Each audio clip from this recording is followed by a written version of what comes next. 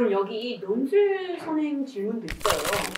선생님, 요즘 논술로도 대학을 많이 가잖아요. 초등학교 때부터 가르쳐주고 싶은데 학원을 보내야 할지 혹은 집에서 한다면 어떻게 해야 되는 게 좋을까요? 네, 일단 첫 번째로 우리 부모님들이 아셔야 될 거는 논술 전형은 축소 내지 폐지됩니다. 그래서 예전처럼 논술로만 대학을 가던 때는 끝났어요. 끝났고 그러니까 우리 머릿속에서 예전에 대입 논술 대비는 지우셔야 돼요. 그런데 저도 앞에서 얘기했지만 2022 개정교육과정에서 서술 논술이 강화된다고 얘기했단 말이에요. 그러면 방금 대입 논술은 축소된다. 근데 서술 논술은 강화된다. 그럼 축소야 강화야? 이게 뭐야? 자, 그럼 정리해보면 대입 논술은 축소 내지 폐지됩니다. 하지만 내신 논술은 강화됩니다. 그래서 철저하게 교과서 베이스로 교과서 공부부터 제대로 하고 그걸 베이스로 교과서 내용을 설명할 수 있어야 되고 교과서 내용을 설명한 그 내용을 근거로 주장까지 할 수 있어야 돼요. 요게 내신 논술이에요. 네, 여기서 핵심은 교과서 베이스입니다. 교과서 베이스. 자, 어떤 차이가 있냐면 예전에 초등 논술 사교육을 보면은 보통 어떻게 되어 있냐면 커리큘럼이라는 게 있어요. 그래서 주마다 정해진 책들이 있고 그 책을 읽고 토론을 하고 글쓰기를 해요. 네. 근데 이 책들은 이제 일반 논술을 대비하는 효과는 있었죠. 근데 제가 지금 교과 논술을 강조했잖아요. 그러면은 교과 논술 대비가 되려면 교과서를 읽고 해요. 맞죠? 또는 교과서 내용을 다룬 책을 읽고든지. 근데 교과서 내용만 다룬 책은 없거든요. 네, 책에는 많은 내용들이 들어있기 때문에 그래서 일반 논술 방식으로는 대비를 하면 안 된다. 네, 그러니까 더더욱 더 집중하셔야 되는 건 교과서입니다. 교과서. 네, 교과서부터 제대로. 제 친구들만 해도 논술로 대학한 친구가 굉장히 많았었는데 그때 네, 이제 논술만 할 일도 아니네요. 네. 그리고 계속해서 내신 논술이 중요하다고 하셨는데 그럼 초등학교 때부터 내신 논술 준비하셔야 된다는 거잖아요. 그렇죠. 그럼 아까부터 말했지만 교과서를 파고들려고 하셨는데 혹시 각 학년별로 효과적인 내신 논술 공부 방법이 있을까요? 있죠. 많은 학부모님들이 궁금해하실 것 같은데 알려줄 수 있으실까요? 고급 정보인데. 네. 궁금해요. 사실 대단한 건 아닙니다. 자, 이제 초등학교는 세 개 시기로 구분을 해야 돼요. 초등 저학년, 초등 중학년, 초등 고학년. 초등 1, 2학년, 3, 4학년, 5, 6학년 이렇게 구분을 하셔야 되고 최종적인 목표는 지금 내신 논술이잖아요. 자, 내신 논술은 저 위로 보내야 돼요. 완전 위로 6학년. 6학년 이후. 네, 왜냐면 아까 얘기했죠. 논술은 주장글이라고 그랬죠. 자기 의견을 주장할 수 있어야 하니까. 주장 전에 해야 되는 게 설명이에요. 그러니까 팩트 설명. 네, 주장이 아니라 팩트 설명. 네, 그래서 교과서의 내용을 설명할 수 있는 게 우선돼야 됩니다. 예를 들면 삼국시대에 신라가 통일을 했단 말이에요. 그러면은 신라가 삼국시대에 신라의 삼국통일 과정을 설명하시오. 이건 팩트죠. 네, 주장이 없죠. 자, 주장은 뭐냐면 그 다음에 신라가 삼국을 통일한 방법에 대해서 비판해봐라. 네가 생각하기에 그거는 좋은 방법이었니 나쁜 방법이었니? 요게 주장이죠. 자, 그러면 우리의 목표는 주장까지 가야 되는데 그 주장까지 가기 전에 일단 팩트 설명이 돼야 될 거 아니에요. 그렇죠. 네, 그럼 팩트 설명이 먼저 돼야 되는데 이 팩트 설명은 언제 초등 6학년? 그만큼 어렵다는 거예요. 그만큼 어려워요. 그래서 서두르시면 안 돼요. 절대. 엄마들도 공부를 좀 해야겠네요. 네, 지금 열심히 반복해서 들으세요. 네, 반복해서. 네, 한 번 듣고 시간 지나면 또 가물가물 하니까 초등 1, 2학년은 이해 잘하자. 이해를 잘하자. 네. 한번 생각해보세요. 초등 1, 2학년 아이들 한번 머릿속에 떠올려보세요. 걔네들한테 주장하라고 하면 뭐라고 하겠습니까? 순수한 말로. 네, 이해. 네, 읽기 독립도 지금 만만치 않은데. 글을 읽고 이해하는 정도로만. 네, 그래서 2학년까지는 거기. 자, 3, 4학년은 쓰게 하지 말고 말로 설명. 어휘를 기반으로 말로 설명. 네. 자, 말로 설명이 쉬울까요? 절대 쉽지 않습니다. 네, 쉽지 않습니다. 그래서 말로 설명. 자, 5학년 때는 글로 설명. 6학년까지도 글로 설명. 그게 잘 되면 6학년부터는 이제 주장을 서서히 연습. 네, 이렇게 가셔야 돼요. 많은 학부모님들이 여기서 궁금해하시는 게 논술 학원에 보내야 하는지 되게 궁금해하실 것 같은데 그럼 논술 학원도 한 5, 6학년부터 보내는 게 좋은 건가요? 만약에 보낸다고 그거는 검토해 볼 만하죠. 그래요? 단 앞에서 말씀드린 그런 것들을 기준으로 판단을 하셔야 돼요. 내 아이가 아이 수준을 그게 다 잘 됐는지 이해도 잘하고 설명도 잘하고 설명글도 웬만큼 잘 써낸다면 그러면 의미가 있을 수 있어요. 작품도 쉽지가 않아요. 네.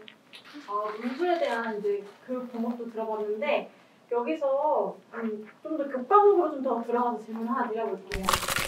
이번엔 초등학교 3학년 아이를 키우고 있는 어머님 사연이에요. 행공수님 책을 읽어보니 영어나 수학 외에 국영수 위주로 학원을 보내고 있어요.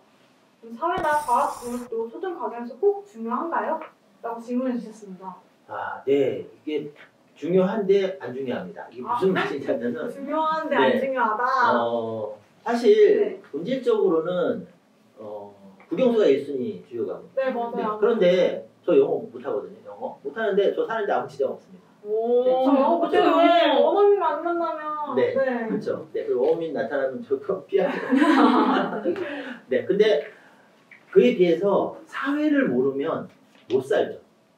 사회를 모르면. 예를 들어 보면은 뭐 주식이라든지 코인이라든지 중요하죠. 이거 사회의 경제 부분이잖아요. 네. 근데 정말 안타까운 기사 심심치 않게 보게 되잖아요. 네.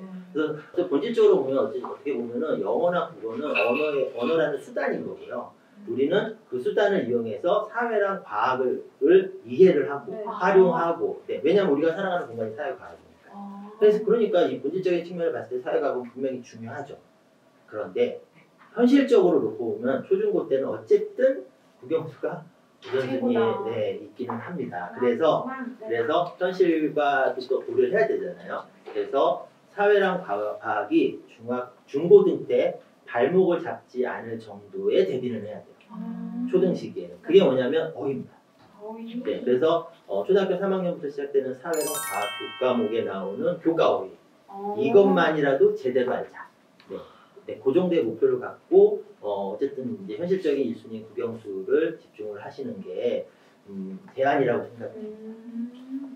사회나 과학을 공부할 때도 역시 어휘가 생명이군요. 그렇죠. 네.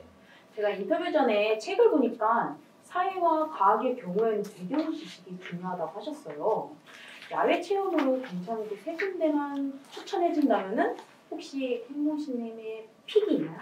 네. 저는 이렇게 했습니다. 일단 초등학교 1, 2학년 뭐 유치 시기도 포함해서요. 5세부터 초등학교 2학년까지는 가장 좋은 체험 공간은 집 앞 공원입니다. 네, 그 공원을 봄, 여름, 가을, 겨울 항상 가는 거예요. 네, 그럼 자연스럽게 계절의 변화를 알 수가 있고, 이 체험은 초등학교 1, 2학년 때 세 개 과목 중에 하나인 그 통합교과 대비가 자연스럽게 됩니다.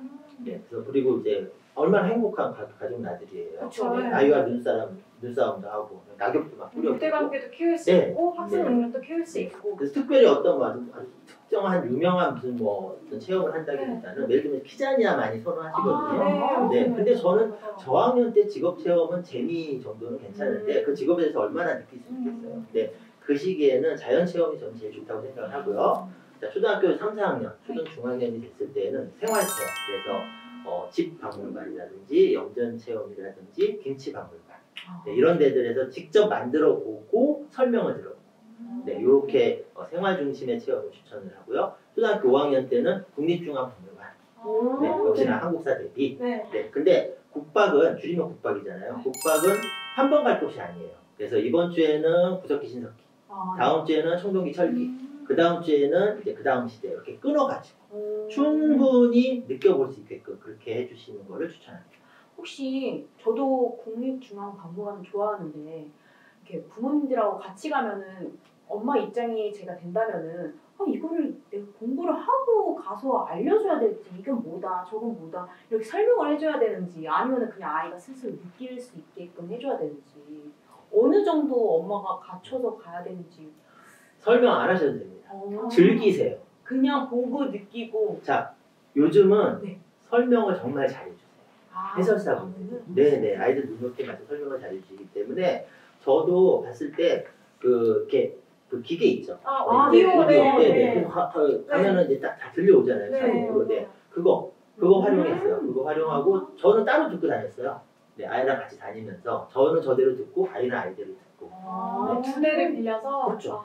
네네. 저도 모르는 게 많으니까. 저도 듣다 보면 그랬구나. 알 수는 없죠. 역시 좋은 곳은 다 알아보나 봐요. 네. 행금식님, 저희 아이가 국립중앙박물관만 너무 가니까 지루해서 그러는데 혹시 요즘 신세대 친구들이 좋아하는 VR 체험관이나 공룡박물관 같은 곳은 어떨까요?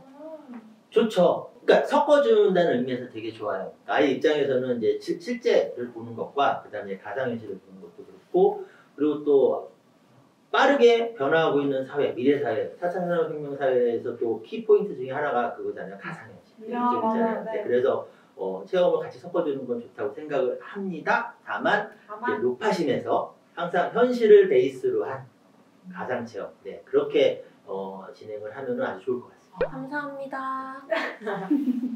네, 질문 잘 들어봤는데요. 벌써 마지막 질문인데 제가 한번 읽어봐도 될까요? 네, 제가 아름다운 준수님께 양보하도록 하겠습니다. 어쩔 수 없네요. 여러분, 혹시 메타인지가 뭔지 아시나요? 이 어머님은 메타인지에 관한 질문을 주셨네요. 선생님, 요즘 엄마들 사이에서 메타인지에 대한 관심이 정말 높아요. 제가 알기로는 메타인지가 아는 것과 모르는 것을 구분하는 능력이라고 하던데 혹시 이 아는 것과 모르는 것을 확실하게 구분하는 능력을 키우는 학습법이 따로 있을까요? 이번 주제 많은 학부모님이 정말 궁금해하실 것 같아요. 네, 있습니다. 어떻게 키우실까요? 간단합니다. 설명해 보기입니다. 설명해 볼게요. 메타인지라는 거는 모 방송에서도 나왔는데 상위 0.1% 아이들의 공부 비법 네, 뭐 맞아요. 이래가지고 대단하게 나왔거든요. 이렇게. 네, 아마 네. 입이 땡땡인가 했을 거예요. 네. 네, 근데 그게 대단한 건 아닙니다. 내가 아는 것과 모르는 것을 구분해내는 능력, 네, 이렇게 얘기를 하거든요. 네네. 자, 지식은 아는 지식이 있고요, 네. 안다고 착각하는 지식이 있어요. 맞아요. 네. 아는 지식은 설명할 수 있어요. 진짜 아는 지식이요. 예를 들면은 우리 오늘 같이 이렇게 인터뷰도 하고 제가 나름의 정보를 전해드렸잖아요. 네네. 자, 일주일 지나면 어떻게 될까요? 자, 100%다 얘기하실 수 있을까요? 그렇기는 좀 어려울 그렇죠. 수 있죠. 근데 지금은 다 이해가 되시죠? 네. 네, 네. 그럼 지금 내 머릿속에는 아는 지식과 안다고 착각하는 지식이 섞여 있는 거예요. 아. 그러면은 안다고 착각하는 지식을 아는 지식으로 전환시켜야 되거든요. 네. 어떻게 전환하죠? 자, 그거를 네. 아는 지식, 일단 아는 지식과 안다고 착각하는 지식 구분부터 해야 될 거예요. 아, 그 구분하는 방법이 설명해. 보기. 네, 그래서 설명을 해보면 아, 이건 내가 안다고 착각했는데 한 반밖에 몰랐네. 그게 확인이 되는 거예요. 그럼 그걸 다시 한번 복습을 하고 다시 한번 설명을 하면서 내 것으로 만들어내는 것. 그게 메타인지 학습법이고요. 자, 메타인지가 요즘 마케팅에서도 많이 활용이 되는데 갑자기 등장한 게 아니에요. 원래 이렇게 했어야 되는 거죠. 맞잖아요. 네. 네, 저거 그렇죠. 설명하는 거. 네, 원래 그렇게 해야 됐는데 다만 그렇게 하지 않았었던 거죠. 그랬던 거죠. 네. 그래서 앞으로 그렇게 하면 되죠. 그럼 엄마가 메타인지 그런 걸 키울 수 있도록 계속 질문을 해줘야 되나요? 설명하라고? 네. 단 질문을 하기 전에는 아이가 절반 이상은 대답할 수 있다라는 게 확인이 된 다음에 질문하셔야 돼요. 안 그러면은 자신감만 떨어뜨립니다. 네, 그래서 반드시 아까 우리 1, 2, 3, 4, 5, 6 구분했을 때부터 앞부분이 이해였잖아요. 네. 네, 교과서부터 제대로 이해. 그 과정을 거친 다음에 질문을 하셔야지 이제 원활하게 진행이 되죠. 메타인지는 직접 설명하는 것이다. 직접 설명할 줄 알아야 공부다라는 말씀이시네요. 정말 양보하기 어려운 질문이었습니다. 너무 아쉬워하지 말아요. 우리에게 아직 4부가 남아있잖아요. 저희 4부는 육아레슨 파트로 진행될 예정인데요. 밸런스 게임을 통해 재밌는 선택지를 보면서 행동신님의 의견을 들어볼 예정입니다. 행동님, 혹시 힌트 가능하실까요? 조금만 힌트를 드리자면 성적표를 받고 혼내지 못하게 엉엉 우는 아이 혹은 10점을 받아도 과하게 자신만만한 아이. 벌써부터 재밌으시죠? 아, 그거 선택하는 거예요? 네. 꼭 어떻게 선택해요? 혹은 A냐, 음. B냐. 여기서 둘 중에서 어쨌든 고르는 둘 거예요. 중에 네, 하나는 둘 거예요. 중에서 골라요. 알겠습니다. 네. 아, 네. 재밌겠는데요. 생각만 해도 재밌는 육아레슨 밸런스 게임.